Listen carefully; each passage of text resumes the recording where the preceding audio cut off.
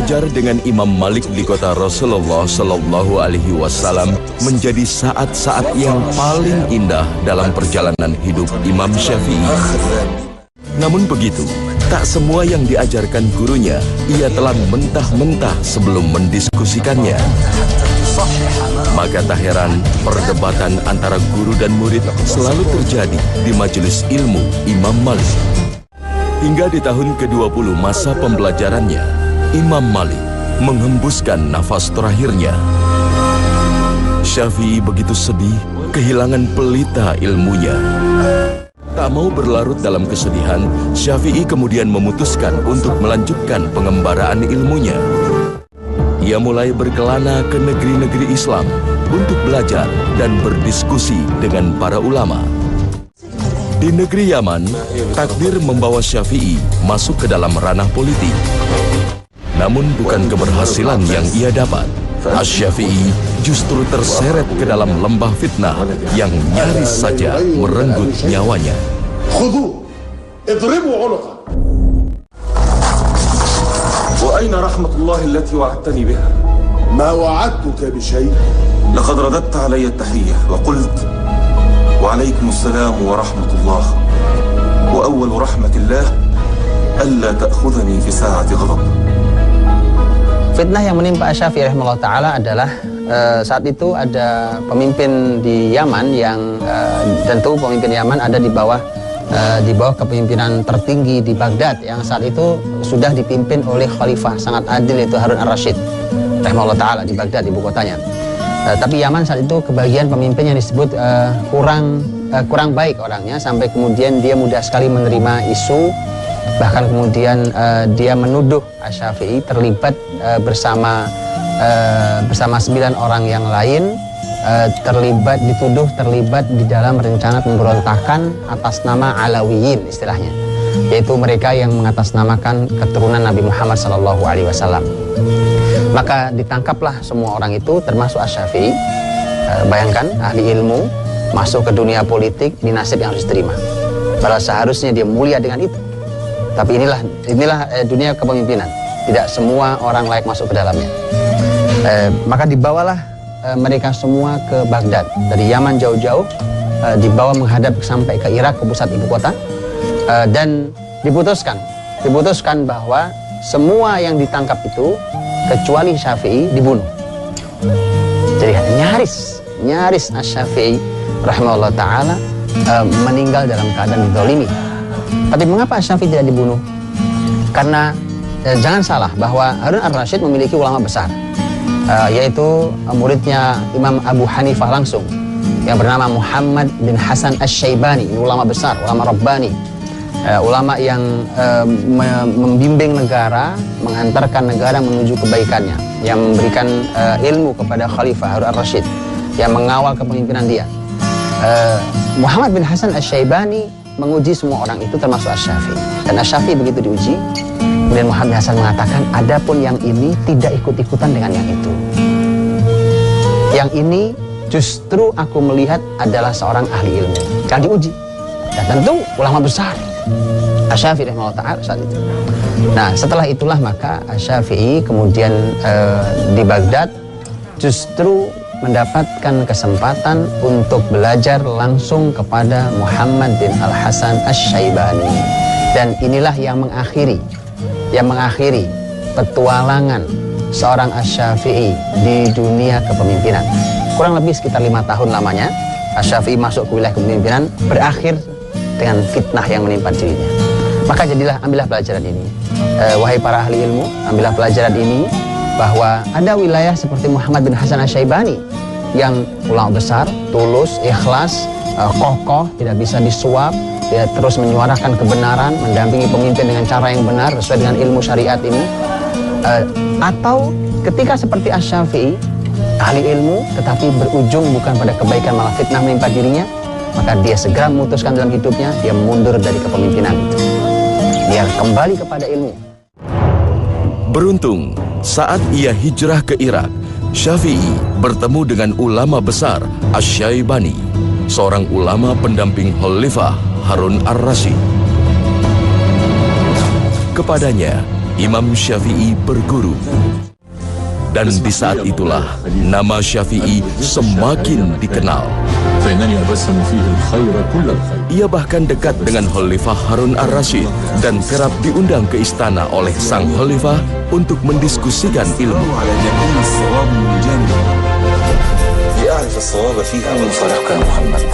Di pusat ibu kota, negeri Irak, Syafi'i terus mendalami ilmu. Di negeri ini, Syafi'i tercatat mempelajari mazhab Imam Abu Hanifah yang terkenal dengan ahli logika. Mazhab yang berbeda dengan Imam Malik yang ia pelajari saat di Madinah.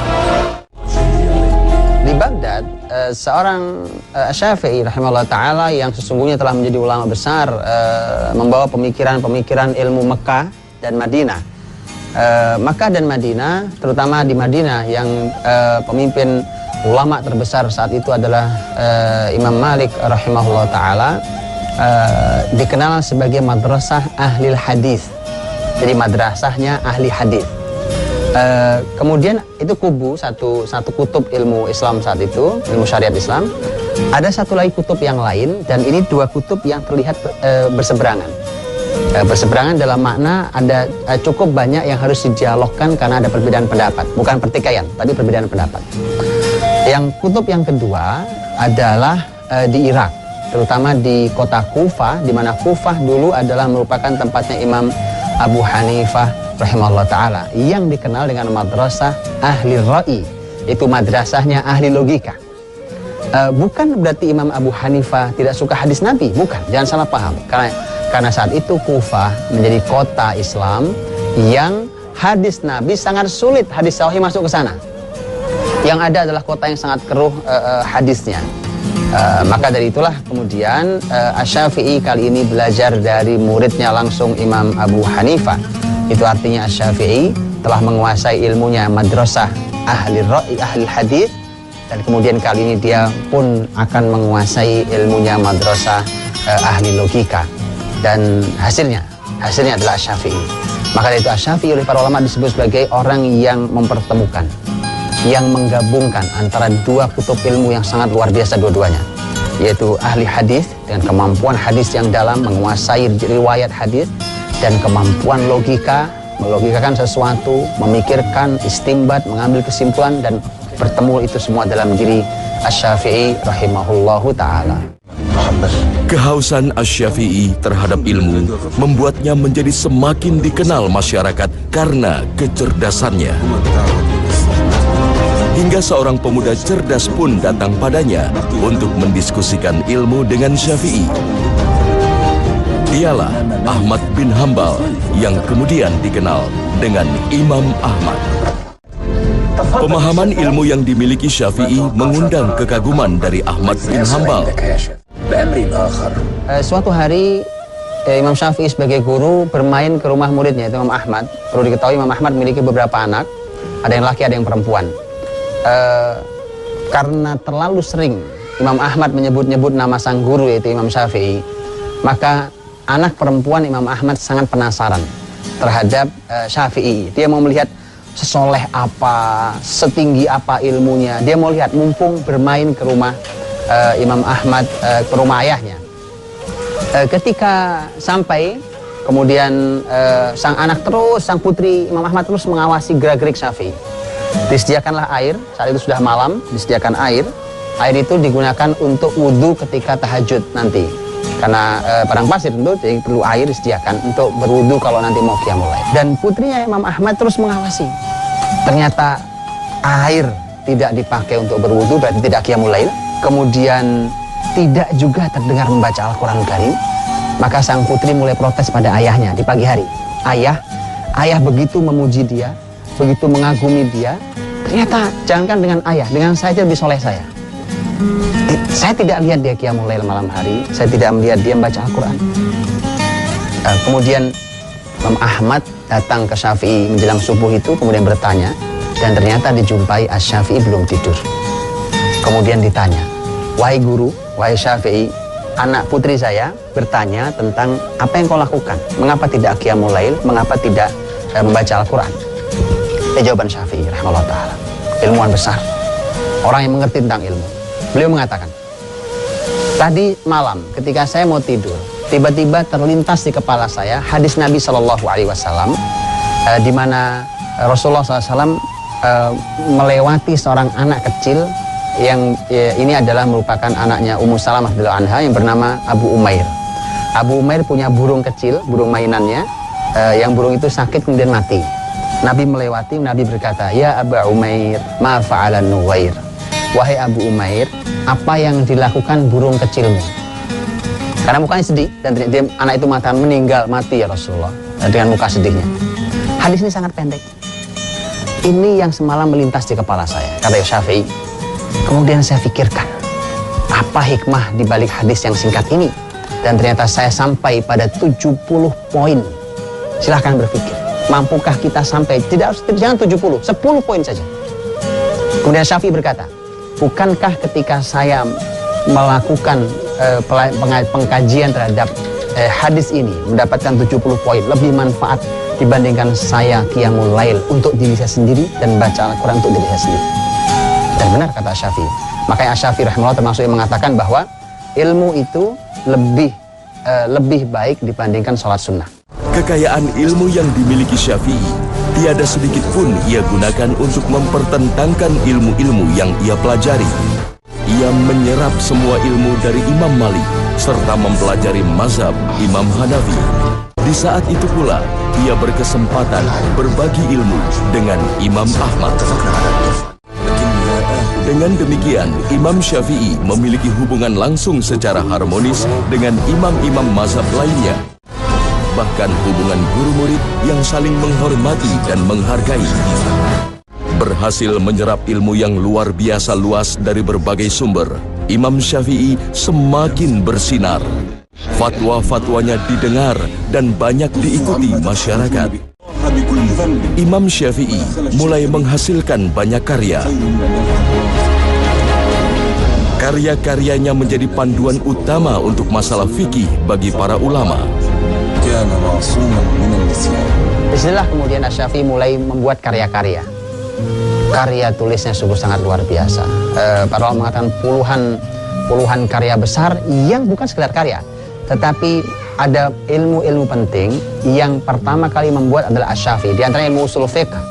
Ilmu usul fiqh, ilmu sangat penting dalam fikih itu. Yang tanpa itu seorang ulama tidak bisa memutuskan sebuah permasalahan fikih. Ilmu usul fikih itu adalah ilmu yang pertama kali membuatnya adalah Imam Syafi'i rahimahullah. Dalam ilmu hadis beliau juga memiliki beberapa poin yang itu juga dikenalkan oleh pertama kali oleh Imam Syafi'i rahimahullah. Ilmu yang luar biasa, karya besarnya, ilmu-ilmunya dan seterusnya. Dan karena itulah, karena ijtihad beliau, ilmu besar beliau, kemudian fatwa-fatwa beliau itulah, maka kemudian muncul berikutnya nanti yang dikenal dengan madhab Syafi'i. Tetapi perlu diketahui bahwa ini pelajaran buat kita sebagai orang Indonesia yang mengklaim madhabnya adalah Syafi'i. Imam Syafi'i dengan semua kebesarannya itu beliau mengatakan bahwa idza sahhal hadits fa huwa madhhabi. Kalau sahih sebuah hadis, kalian jumpai sebuah hadis sahih, maka itu madhab saya. Dalam riwayat lain beliau mengatakan idza sahhal hadits, kalau ada sebuah hadis yang sahih, maka buanglah pendapatku, benturkan ke tembok. Buang jauh-jauh pendapatku itu. Maka suatu saat Imam Nawawi rahimahullah ta'ala, Imam Nawawi adalah ulama yang jaraknya 5 abad setelah Imam Syafi'i kurang lebih, dan Imam Nawawi rahimahullah ta'ala adalah salah seorang ulama besar dalam madhab Syafi'i, di mana suatu hari Imam Nawawi rahimahullah ta'ala berbeda pendapat dengan Imam Syafi'i. Ketika membaca pendapat Imam Syafi'i, kemudian beliau berbeda pendapat. Di saat itulah Nawawi mengatakan, karena ini ada hadis yang sahih, maka ini juga sebenarnya mazhabnya Syafi'i, walaupun sebenarnya berbeda. Nah, karena tadi kaidahnya adalah bahwa Imam Syafi'i ketika beliau mengatakan tidak semua pendapatku benar, jadi beliau tidak pernah mengajari siapapun pengikutnya untuk memiliki fanatisme gelap, fanatisme buta. Tidak ada itu. Yang ada adalah ukurlah dengan Quran, ukurlah dengan hadis Nabi Shallallahu Alaihi Wasallam. Yang benar, yang sahih, maka itulah yang aku ikuti. Adapun pendapatku, pendapatnya mungkin benar, mungkin salah. Nama Syafi'i mulai dikenal di seluruh penjuru negeri muslimin. Namun, ia tak selamanya mendapat respon positif dari masyarakatnya. Tak jarang ia mendapat penolakan dari golongan-golongan fanatis dan penguasa yang tidak menerima ijtihadnya. Namun Syafi'i tetap teguh pada pendiriannya. Kecintaan Imam Syafi'i terhadap ilmu begitu mendalam. Dimanapun ia mendengar ulama yang memiliki ilmu yang berbeda, pasti ia mempelajarinya.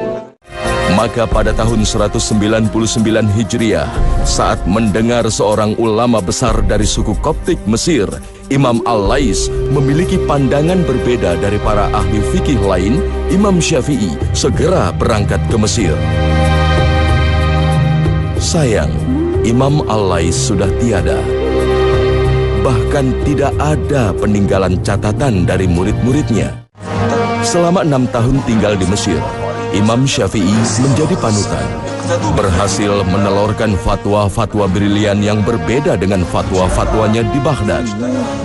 Fatwa-fatwa di Mesir inilah yang kemudian dikenal dengan fatwa baru, sedangkan fatwa di Irak disebut fatwa lama. Mengajar di Masjid Amr bin As di Kairo dan merevisi kembali kitab Ar-Risalah, kitab yang kemudian menjadi rujukan ilmu hukum Islam hingga saat ini. Indonesia ini negeri besar yang diharapkan dunia Islam hari ini, sungguhnya dengan masyarakat terbesar di dunia, sebagai negeri dengan masyarakat muslim terbesar yang secara madhab pun dikenal sejak zaman dahulu. Kalau kita buka catatan perjalanannya Ibnu Battuta saat masuk ke wilayah Aceh, kita akan menjumpai bahwa Ibnu Battuta menceritakan bahwa pemimpin dan masyarakat di Nusantara saat itu belajar madhab Syafi'i. Sampai hari ini kita menyebut kita bermadhab Syafi'i, tapi sayangnya adalah bahwa ternyata kita kurang serius atau mungkin tidak serius belajar tentang madhab Syafi'i yang secara ilmu sungguh sangat luar biasa, ilmu yang sangat mengagumkan itu.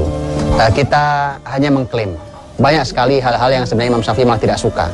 Kalau Imam Syafi'i hidup hari ini, beliau malah tidak suka melihat bahwa ini yang sudah beliau nyatakan tidak benar malah dilakukan di negeri ini. Tapi sayangnya ketika kita mengklaim madhab Syafi'i, itu ternyata di sebagian kita hanya digunakan sebagai alat untuk bertikai, untuk mengatakan bahwa kita madhab Syafi'i. Kemudian kita selalu mengatakan bahwa kita madhab Syafi'i, mungkin ada madhabnya berbeda. Padahal sebenarnya kita tidak serius belajar madhab Syafi'i. Maka silakan bagi yang mengklaim, menyampaikan bahwa madhab Syafi'i ini madhab besar. Bahkan di negeri-negeri Islam yang lain juga demikian. Mereka belajar dengan madhab yang masing-masing. Termasuk madhab Syafi'i pun ada di negeri lain. Tapi belajarlah yang serius tentang apa pemikiran Imam Syafi'i rahimahullah ta'ala. Dan satu lagi yang lebih tinggi dari itu semua, Imam Syafi'i sendiri sekali lagi mengingatkan bahwa kalau ada satu hadis yang sahih, maka itu adalah madhab. Kedatangannya ke negeri piramid tak sia-sia. Di negeri ini, Imam Syafi'i juga berkesempatan mengenal Sayyidah Nafisah, cucu Rasulullah Shallallahu Alaihi Wasallam. Selama 6 tahun, Imam Syafi'i tinggal di negeri ini hingga wafatnya pada tahun 204 Hijriah. Sebuah riwayat menyebutkan, Imam Syafi'i wafat akibat serangan sekelompok orang yang fanatik terhadap salah satu mazhab. Ia terluka parah dan tak dapat disembuhkan hingga wafat di usianya 54 tahun dan dimakamkan di kawasan Kota Lama, Kairo.